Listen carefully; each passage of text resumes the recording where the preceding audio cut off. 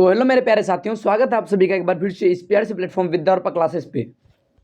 जैसा कि आप लोगों को पता है कि आप लोग का जो है त्रिमासिक एग्जाम चल रहा है, यानी आप लोग का जो है कल का पेपर यानी 3 जुलाई का जो पेपर होने वाला है वो मैथमेटिक्स का होने वाला है, जिनमें से जो है 70 ऑब्जेक्टिव क्वेश्चन दिए जाएंगे। तैयारी को बेटर करने के लिए आज हम आपके लिए लेकर आए हैं मैथमेटिक्स के मोस्ट इंपॉर्टेंट ऑब्जेक्टिव क्वेश्चन, जो बेहद ही महत्वपूर्ण है और इससे क्वेश्चन आने की पूरी संभावना है। तो चलिए एक एक करके सभी प्रश्न को करते हैं। अगर आप इस चैनल पर पहली बार आए हैं तो चैनल को सब्सक्राइब कर लेंगे और वीडियो को लाइक नहीं की तो वीडियो को लाइक कर लेंगे और अपने दोस्तों के साथ जरूर शेयर करेंगे। तो चलिए एक एक करके सभी प्रश्न को करते हैं। आपका पहला प्रश्न है कि सबसे छोटी अभाज्य संख्या कौन सी है, यानी सबसे छोटी अभाज्य संख्या। तो प्यारे साथियों, हम सबसे पहले जानेंगे कि अभाज्य संख्या किसको कहते हैं। देखिए, अभाज्य संख्या कहते हैं जिसका कम से कम जो है 2 गुणनखंड हो, यानी 2 से अधिक गुणनखंड ना हो, उसे क्या कहते हैं, अभाज्य संख्या कहते हैं। या इसका एक परिभाषा और भी है कि जिसमें एक और स्वयं से भाग लगे उसे अभाज्य संख्या कहते हैं। जैसे 2 हो गया, 3 हो गया, 5 हो गया, 7 हो गया, 11 हो गया, ये सब क्या है, अभाज्य संख्या है। लेकिन इसमें सबसे छोटी पूछा है तो सबसे छोटी क्या हो जाएगा, 2 हो जाएगा, यानी ऑप्शन सी इनका जो बिल्कुल ही सही जवाब हो जाएगा।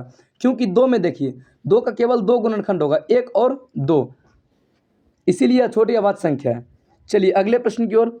अगला प्रश्न है कि पाई किस प्रकार की संख्या है, यानी वही पाई जिसका मान जो है 22/7 होता है। कितना होता है, 22/7 होता है। यह किस प्रकार की संख्या है। तो प्यारे बच्चों, यह जो संख्या यह अपरिमेय संख्या है, यानी ऑप्शन बी इनका जो बिल्कुल ही सही जवाब हो जाएगा। चलिए अगले प्रश्न की ओर चलते हैं।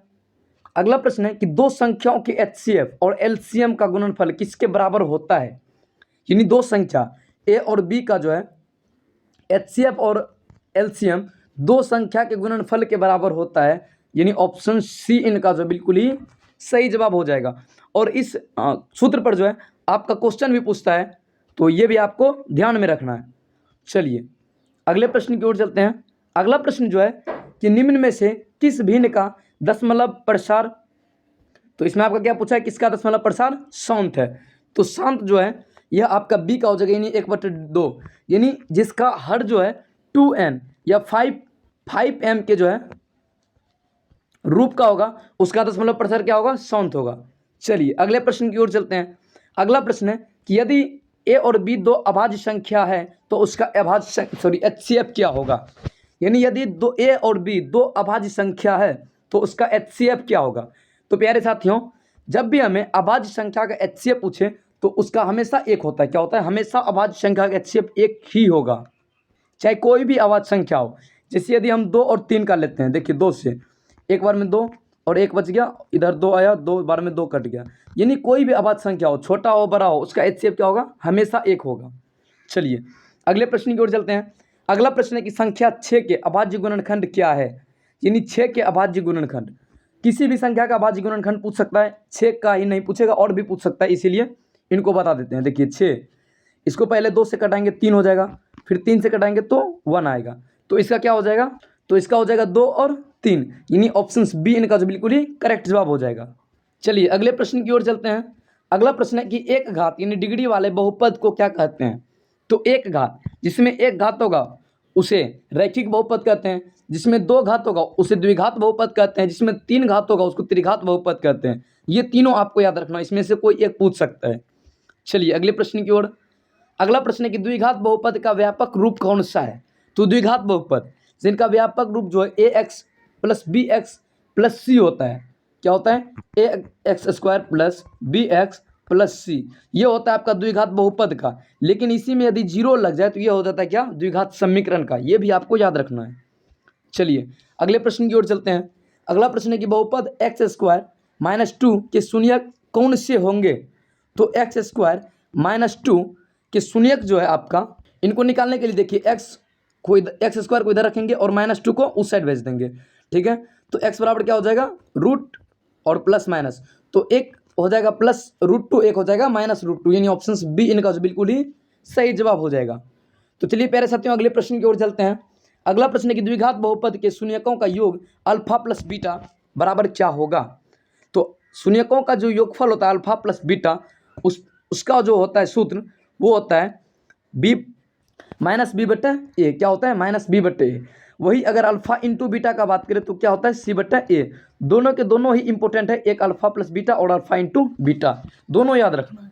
चलिए अगले प्रश्न की ओर चलते हैं। अगला प्रश्न है कि द्विघात बहुपद में शून्यकों का गुणनफल यानी अल्फा इंटू बीटा क्या होता है। तो ये होता है आपका सी बटा ए, पीछे बता चुके हैं आपको। चलिए अगले प्रश्न की ओर। अगला प्रश्न है कि यदि ग्राफ एक्स अक्ष पर केवल एक ही बिंदु पर स्पर्श करे तो शून्यक की संख्या होगी। जब भी ग्राफ केवल एक ही बिंदु पर स्पर्श करेगी तो शून्यक की संख्या जो एक होगी, यानी ऑप्शन बी इनका जो बिल्कुल ही सही जवाब हो जाएगा।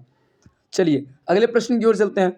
अगला प्रश्न है कि x plus 10 x plus y plus बराबर 10 और x माइनस वाई बराबर 4 हो तो x का मान क्या होगा। यानी x का मान पूछा है, तो x प्लस वाई बराबर 10 और x माइनस वाई बराबर 4, तो इसको हम विलोपन विधि से कर लेते हैं। देखिए y बाय खत्म हो जाएगा, 2x बराबर 14 हो जाएगा, तो x बराबर क्या हो जाएगा 7 हो जाएगा। क्या हो जाएगा 7, यानी ऑप्शन ए इनका जो बिल्कुल ही सही जवाब हो जाएगा। चलिए अगले प्रश्न की ओर चलते हैं। अगला प्रश्न, यदि दो समीकरण का ग्राफ समानांतर रेखाओं में हो तो हल की संख्या होगी। तो इस तरह के प्रश्न बनाने के लिए आपको हम सिखाते हैं। पहले इसका आंसर देख लीजिए, पहले क्या होगा, कोई नहीं होगा, लेकिन आपको इस तरह का प्रश्न बनाने के लिए आपको सिखाते हैं। जब भी आपको इस तरह का प्रश्न दिया रहे कि यदि ग्राफीय निरूपण जो है समांतर रहे तो उसका बीजीय निरूपण क्या होगा, यानी कोई हल नहीं होगा। जब भी आपको ग्राफीय निरूपण संपाती रहेगा तो उसका अपरिमित रूप से अनेक हल होंगे। जब भी प्रतिच्छेदी होंगे ग्राफ तो केवल एक हल होंगे या अद्वितीय हल होंगे। और ये टर्म कंडीशन भी दे सकता है, ये 3 गो जो है।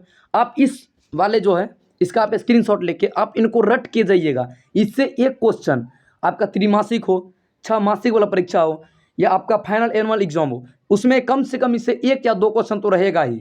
तो इसीलिए आप इसको जो है अच्छी तरीके से याद कर लीजिएगा। चलिए अगले प्रश्न की ओर चलते हैं। अब अगला प्रश्न है कि यदि a/2 बराबर b1/b2 बराबर नहीं है तो रेखाएं कैसी होगी। देखिए जस्ट इससे पीछे जो आपको बताएं उसी क्वेश्चन से देखिए मिलाते हैं। a1/a2 b1/b2 equal to not, कट्टी दिया है। तो देखिए ये वाला है, तो इसमें क्या आपका पूछ रहा है, तो इसमें पूछ रहा है कि समांतर होगा, प्रतिच्छेदी होगा या लंबवत होगा। तो देखिए क्या है यहाँ पे प्रतिच्छेद है, क्या है प्रतिच्छेद, तो क्या हो जाएगा प्रतिच्छेद, यानी ऑप्शन सी इनका जो बिल्कुल ही सही जवाब हो जाएगा। चलिए अगले प्रश्न की ओर चलते हैं। अगला प्रश्न है कि 2x + y बराबर 5 बराबर x बराबर 1 रखने पर y का मान होगा। यानी इस समीकरण में x बराबर 1 रखने पर y का मान क्या होगा।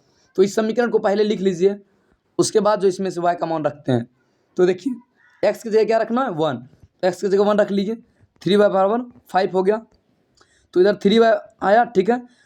अब 5 है इधर, ये 2 उस साइड जाएगा तो -2, तो 3y बराबर क्या हो जाएगा 3 हो जाएगा। तो y बराबर क्या होगा 1 होगा, यानी ऑप्शन ए इनका बिल्कुल ही सही जवाब हो जाएगा। चलिए साथियों अगले प्रश्न की ओर चलते हैं। अगला प्रश्न है कि 2 चर वाले रैखिक समीकरण का ग्राफ कैसा होता है। यानी 2 चर वाले रैखिक समीकरण उनका ग्राफ कैसा होता है। तो उनका ग्राफ जो सीधी रेखा में होती है, किसमें सीधी रेखा, यानी ऑप्शन बी इनका बिल्कुल ही सही जवाब हो जाएगा। चलिए अगले प्रश्न की ओर चलते हैं। अगला प्रश्न है कि द्विघात समीकरण का मानक रूप कौन सा है।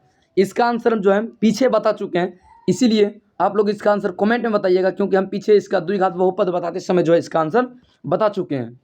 चलिए अगले प्रश्न की ओर चलते हैं। अगला प्रश्न है कि विविक्तर का सूत्र क्या होता है। विविक्तर यानी जिसको हम डी से सूचित करते हैं, क्या करते हैं डी से सूचित करते हैं, उनका सूत्र क्या होता है। तो उनका जो सूत्र होता है डी बराबर बी स्क्वायर माइनस 4ac, यानी ऑप्शन सी इनका बिल्कुल ही सही जवाब हो जाएगा। और इस सूत्र पर जो है कभी कभी आपको ऑब्जेक्टिव भी दे देते हैं, इसलिए इस सूत्र को याद कर लीजिएगा। चलिए अगले प्रश्न की ओर चलते हैं। अगला प्रश्न है कि यदि d बराबर 0 हो तो मूल कैसे होंगे। जब भी आपको d बराबर 0 होगा तो मूल्य हमेशा, तो ये जो है ये हमेशा ही वास्तविक और असमान होता है।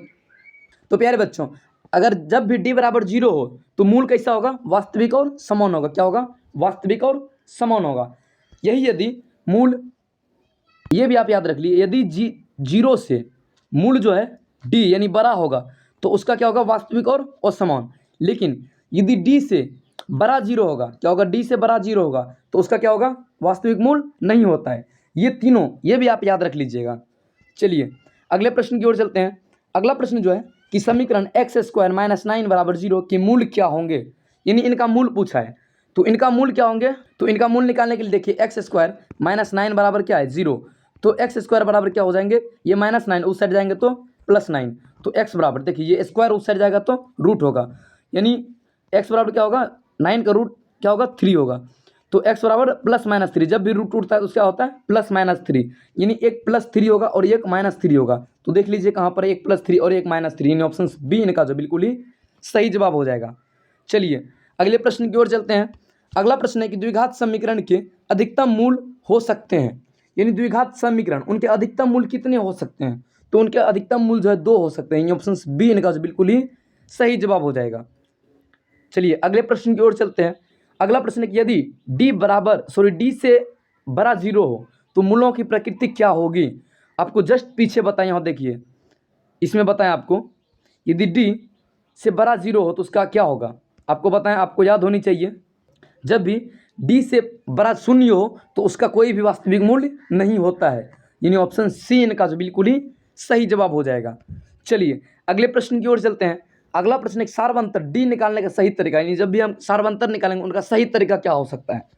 तो यह सार्वंतर जो एपी में निकलता है, किसमें, एपी में, जिसमें पद दिए रहते हैं जैसे 2, 3, 4, 5, इसमें सार्वंतर निकालने के लिए जो है A1 और A2, ये होता है A1 और ये होता है A2। तो A2 में से जो है A1 को घटाते हैं, क्या करते हैं, A2 में से A1 को घटाते हैं, यानी ऑप्शन बी इनका बिल्कुल ही सही जवाब हो जाएगा। ये आपको हम इसीलिए बताएं क्योंकि ये क्वेश्चन बहुत बार पूछा गया है, तो इसीलिए आप इसको भी तैयारी कर लीजिएगा। चलिए अगले प्रश्न की ओर चलते हैं।